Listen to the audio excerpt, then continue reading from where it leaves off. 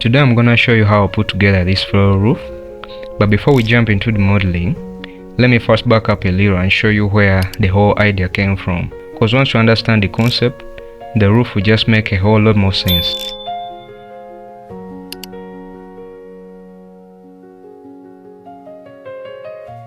So let me split the screen real quick and we'll head over to the schematic plan. Right here in the middle of the structure, you will see a big tree. That tree is the heart of the whole design, by the way. It's there to create a natural canopy over the reflection space, a quiet place where students come and step away from all the pressure around the campus.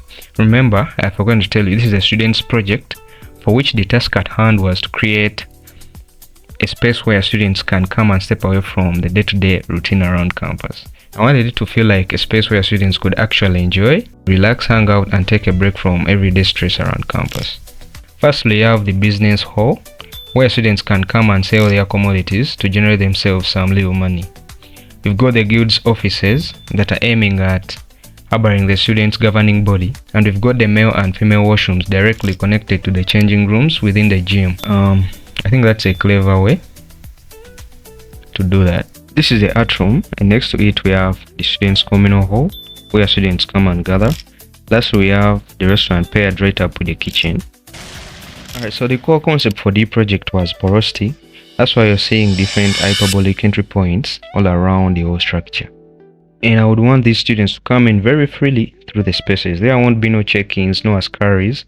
It will just instead be a free spirit of come in and go throughout this whole structure. This is a double tier roof system. The upper tier and the lower tier are supported by different sets of steel trusses.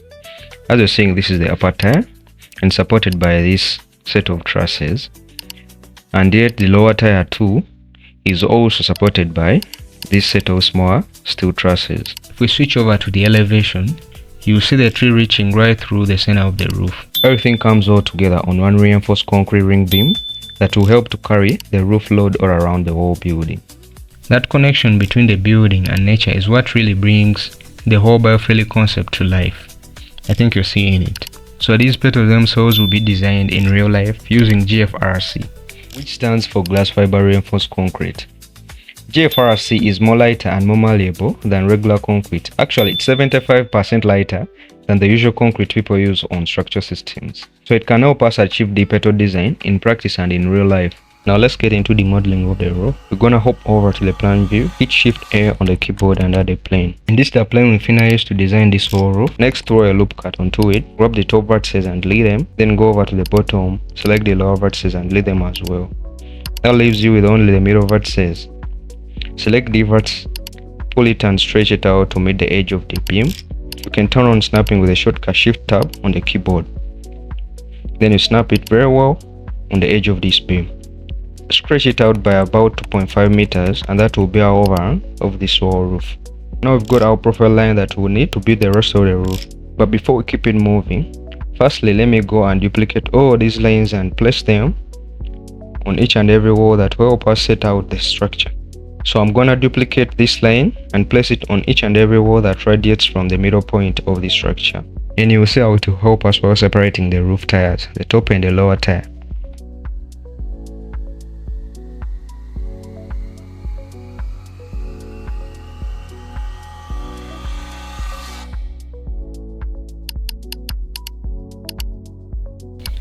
Alright, now we're gonna make sure these lines snap clean onto the top edge of this beam. Trust me, this is gonna make the next steps easier.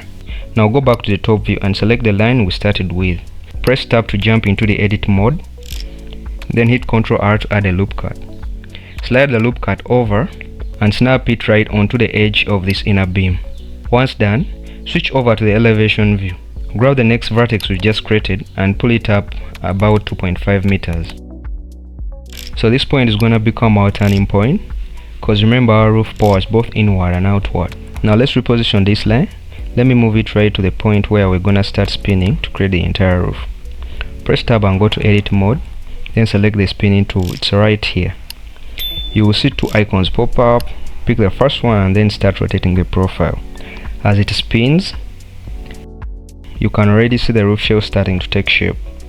The whole profile is being generated from one single line.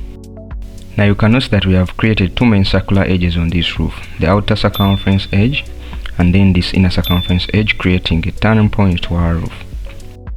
Now it's time to create the opening where our tree canopy is going to pass through the roof.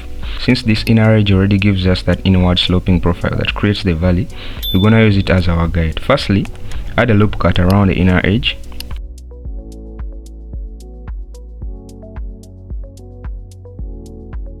Select all the vertices inside the loop and delete them. You'll be left with a clean circular opening right into the middle of the roof. This opening is going to become the space where the tree canopy grows, tying our architecture to the landscape. Remember, the tree is the main thing that makes our design biophilic. It was pre-existing on site and we didn't want to cut it down. Now let's add another loop cut and snap it to the inner walls. This loop cut will help us divide the roof into two sections, the upper tier and the lower tier. With this loop cut in place, we can start shaping the upper tier by moving the vertices individually, following the saturation space as our guide to create the correct roof profile. To slide a vertex along an existing edge, select it and press G twice on the keyboard.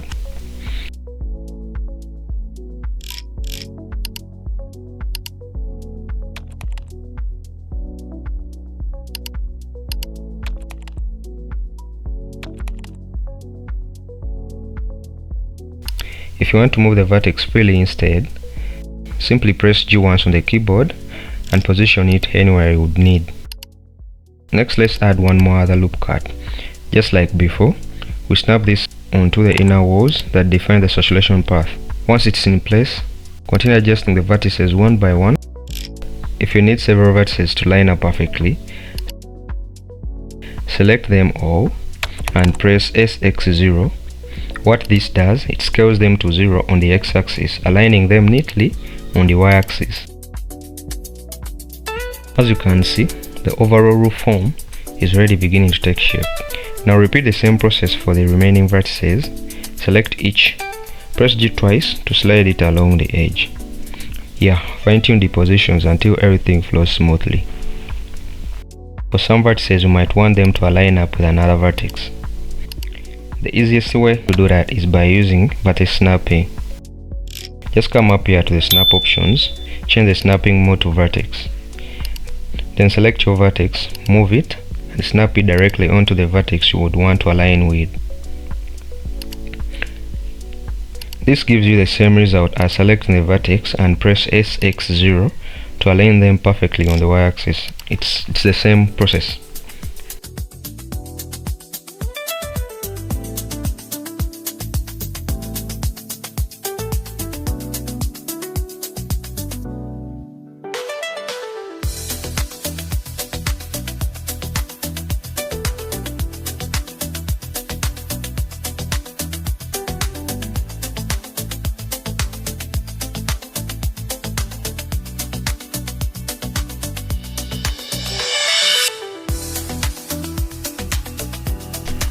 Now let's work on the middle gap as well, where our tree canopy is gonna be thriving.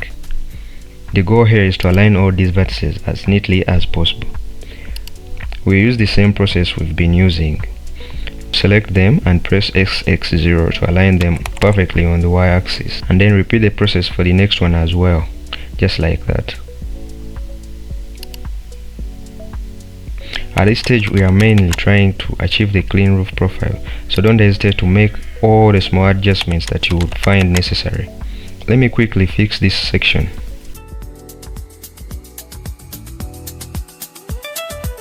Now select the faces that belong to the top tier. These are the faces that I have selected here.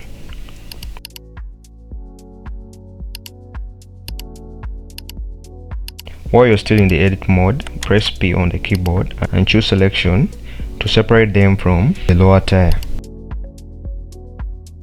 Once you switch back to object mode, you will notice that this top tier is now a separate object from the rest of the roof. There we go, that looks much cleaner. That looks much cleaner.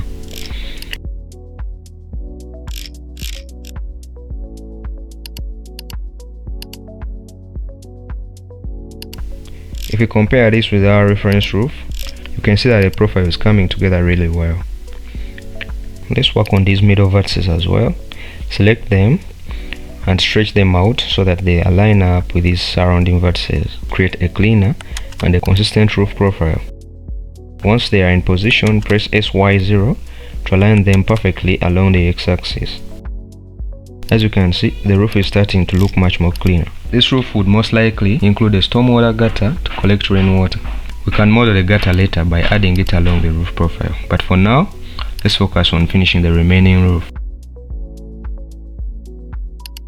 Then go to the modifiers tab. Add a subdivision surface modifier.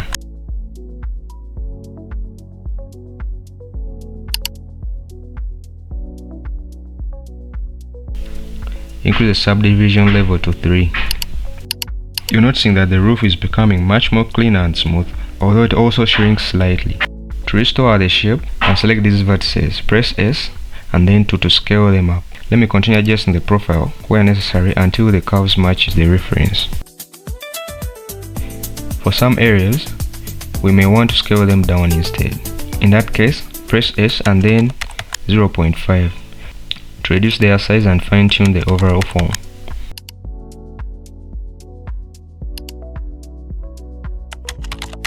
Now select the middle vertices as well at the top and scale them slightly until you're satisfied with the curvature.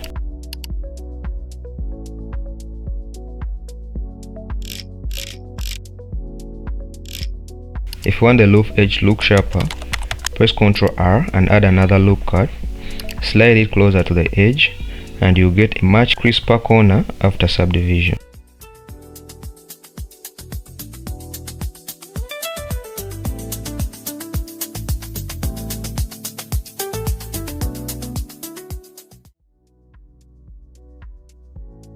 Finally, add a solidify modifier to give the roof some thickness. Set the thickness to 0.2 meters, that is 200 millimeters in real world construction. At this point, you could also model the roof gutter by adding another loop cut and shape the edge accordingly. You'll leave that part for now, but the remaining roof is complete.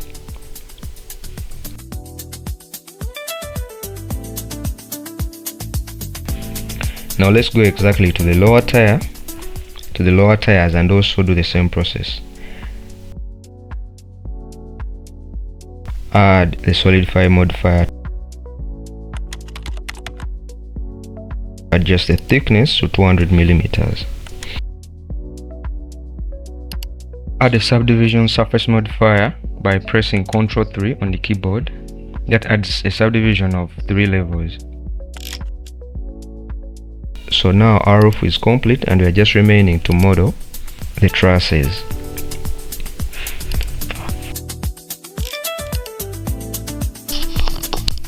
Now let's jump straight into modeling the roof trusses. If you look at our reference model, you will notice that the trusses follow the same slope as the roof. Let me grab the annotation tool so that I can show you what I mean.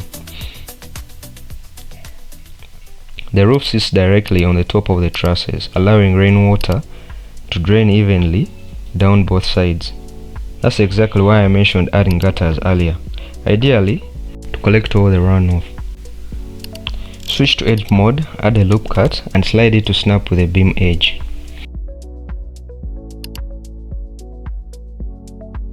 Just like we did with the roof, move the vertex, snap it above at the roof angle, closer as possible. It's going to make our truss match the profile of the roof and match the slopes on either side.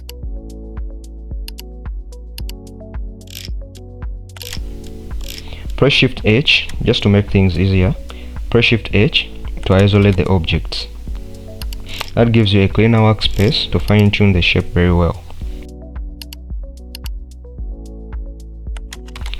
Then press Ctrl R and add multiple loop cuts. I'm going with 10 loop cuts, but you can adjust depending on your design. Switch to face select mode by pressing 3 on the keyboard. Select all the faces. Open the face menu. Open this face menu up here. Choose triangulate faces. This creates a triangular formwork for the trusses. After that, delete all the faces. so left with just the edge network. Now convert those edges into a curve, then head over to modifiers tab and apply curve to tube modifier. Just like that, your trusses will transform into a cleaner tubular structure. Before I keep it moving, keep in mind that this is a conceptual architecture model. The sizes and thickness of truss members would be determined by the structural engineer based on the engineering calculations. Yeah, so with the first truss complete, duplicate it and place copies along each and every wall that radiates from the center of the building.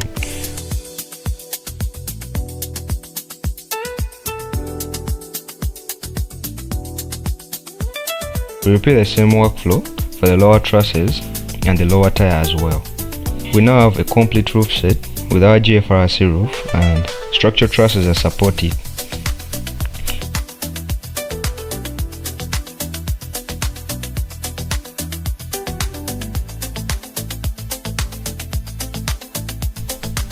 In the next tutorial, I will show you how I model the bamboo facade. After that, we will continue building the remaining interior architecture details and finishes. If you enjoy the tutorial, like and subscribe, comment where necessary, and I'll be posting back to back. Thank you for watching.